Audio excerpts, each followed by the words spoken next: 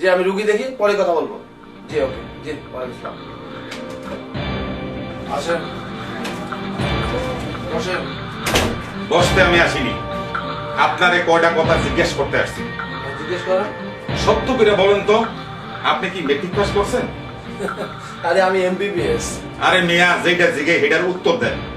আপনি কি matric pass করছেন? হ্যাঁ করেছি। 10-11 বছর ধরে হাতের লেখার প্র্যাকটিস করেন নাই? হ্যাঁ করেছি। তারপর 2 বছর ইন্টারমিডিয়েট পড়েন নাই? হ্যাঁ পড়েছি। সেই 2 বছর হাতের লেখার প্র্যাকটিস করেন নাই? হ্যাঁ করেছি। তারপর 5 বছর এমবিবিএস পড়েন নাই? হ্যাঁ করেছি। সেই 5 বছর কি হাতের লেখা বন্ধ ছিল? কেন বন্ধ থাকবে কেন? তাইলে 10 আর 2 12, 12 আর 5 17 বছর। এই 17 বছর ধরে কি আপনি হাতের লেখার প্র্যাকটিস করেন নাই? হ্যাঁ করেছি। তাহলে এটা কি লেখেন মিয়া?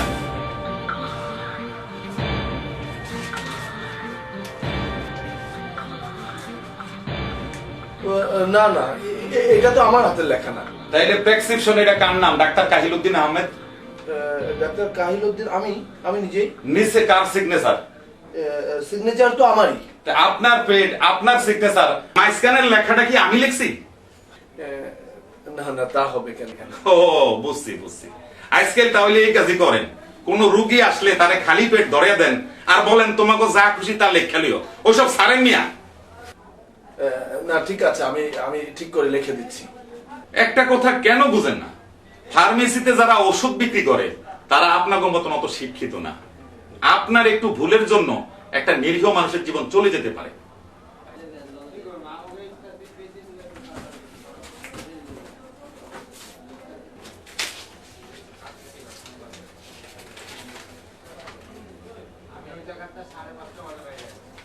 শুনেন, এরপরের থেকে কোন রুগী আসলে বসে দেখে শুনে প্রেসক্রিপশন লেখেন, নইলে পোলা পাইন পাঠিয়ে দেব, আপনার চিকিৎসা করে যাইব। যত সব খেসারিতে